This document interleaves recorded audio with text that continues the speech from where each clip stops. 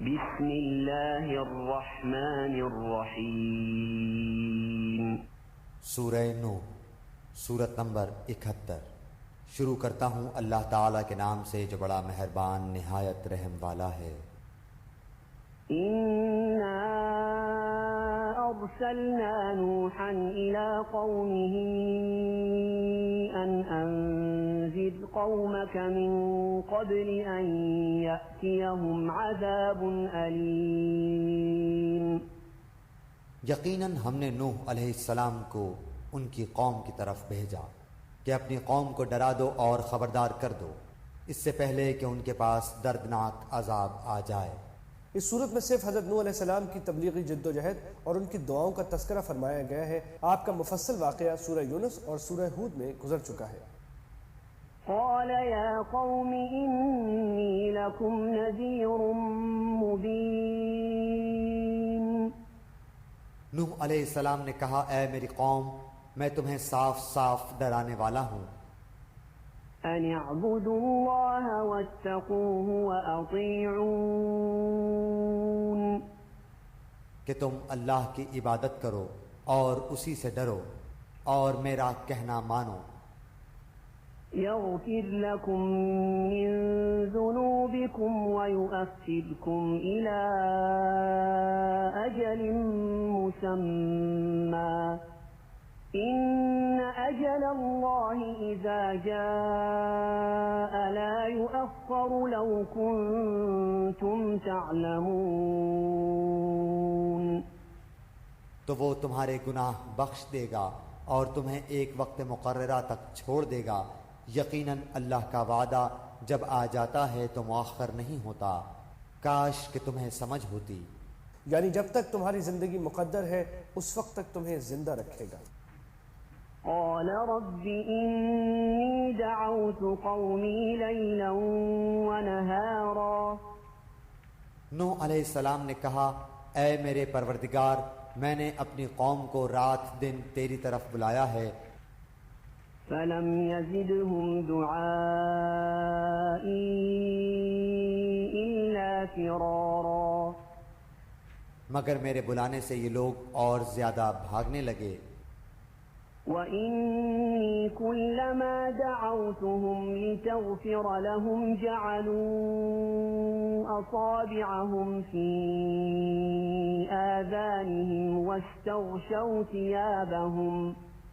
واستغشوا ثيابهم وأصروا واستكبروا استكبارا۔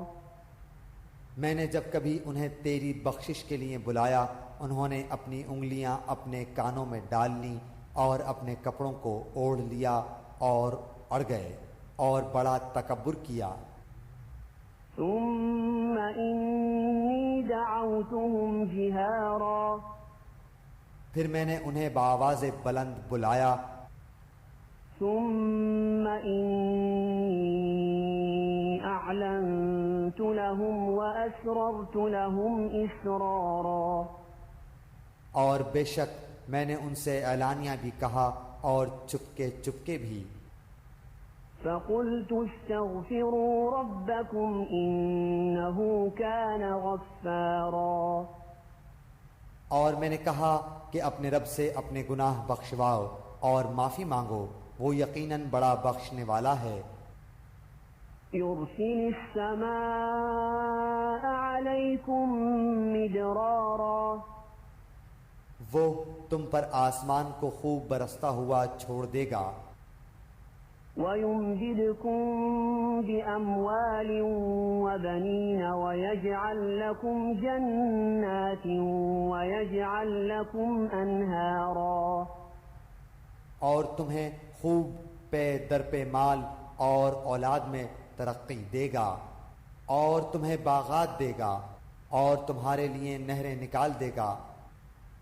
مَا لَكُمْ لَا تَرْجُونَ لِلَّهِ وَقَارًا۔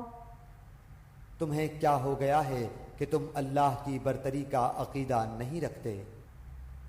وَقَدْ خَلَقَكُمْ أَطْوَارًا۔ حالانکہ اس نے تمہیں طرح طرح سے پیدا کیا ہے۔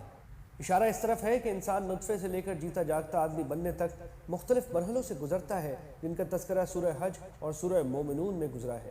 یہ سارے مراحل اللہ تعالیٰ کی عظیم قدرت پر دلالت کرتے ہیں، پھر تم اس بات میں کیوں شک ہے کہ وہ تمہیں مرنے کے بعد دوبارہ زندہ کرنے پر قادر ہے؟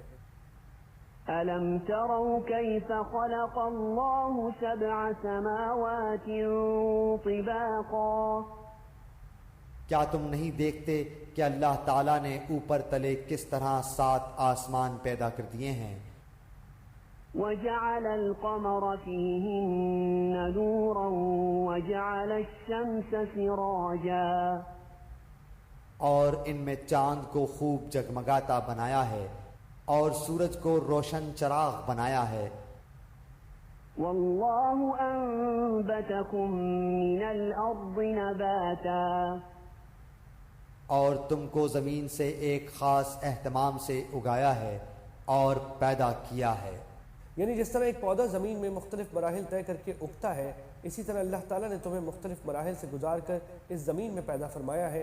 نیز جس طرح زمین سے اگنے والا سبزہ فنا ہو کر مٹی میں مل جاتا ہے اور پھر جب اللہ تعالیٰ چاہتا ہے اس سبزے کو دوبارہ اس مٹی سے اگا دیتا ہے، اسی طرح تم بھی مر کر مٹی میں مل جاؤ گے، پھر جب اللہ تعالیٰ چاہے گا تمہیں دوبارہ زندگی عطا فرما کر زمین سے دوبارہ نکال لے گا۔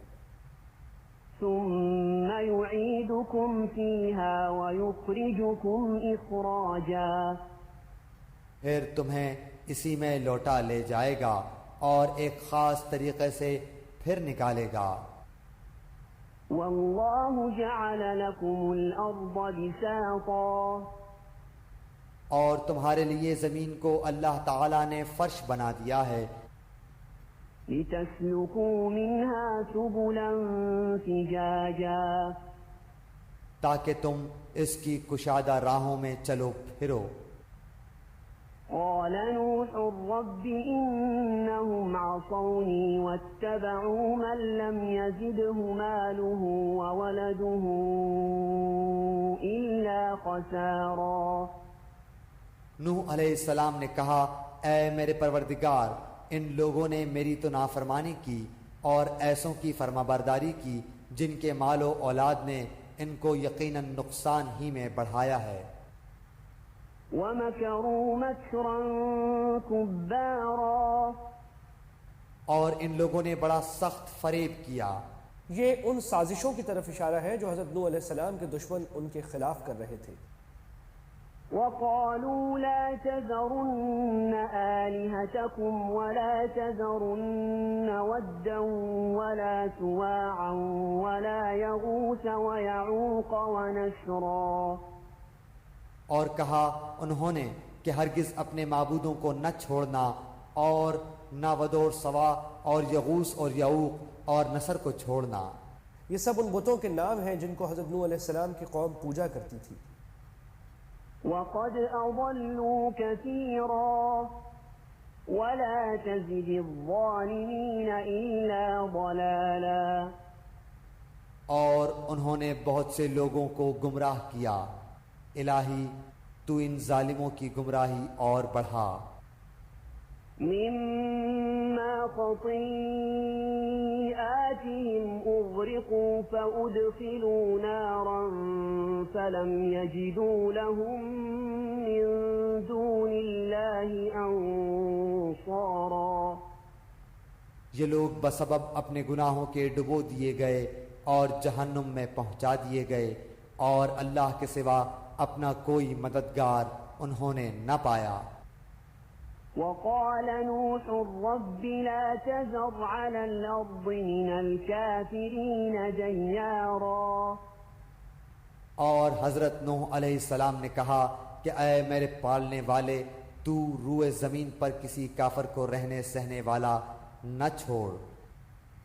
إِنَّكَ إِن تَذَرْهُمْ يُضِلُّوا عِبَادَكَ وَلَا يَلِدُوا إِلَّا فَاجِرًا كَفَّارًا اگر تو انہیں چھوڑ دے گا تو یقیناً یہ تیرے اور بندوں کو بھی گمراہ کر دیں گے، اور یہ فاجروں اور ڈھیٹ کافروں ہی کو جنم دیں گے۔ سورہ ہود میں گزر چکا ہے کہ اللہ تعالیٰ نے حضرت نوح علیہ السلام کو وحی کے ذریعے بتا دیا تھا کہ اب تک جو لوگ ایمان لا چکے ہیں اب آپ کی قوم میں سے ان کے سوا کوئی اور ایمان نہیں لائے گا۔ رب اغفر لي ولوالدي ولمن دخل بيتي مؤمنا وللمؤمنين والمؤمنات ولا تزد الظالمين إلا تبارا۔ اے میرے پروردگار، تو مجھے اور میرے ماں باپ اور جو ایمان کی حالت میں میرے گھر میں آئے اور تمام مومن مردوں اور عورتوں کو بخش دے، اور کافروں کو سوائے بربادی کے اور کسی بات میں نہ بڑھا۔ ایمان کی قید اس لیے لگائی کہ آپ کے گھر والوں میں سے آپ کی بیوی آخر تک کافر رہی اور ایمان نہیں لائی، جیسا کہ سورہ تحریم میں گزر چکا ہے۔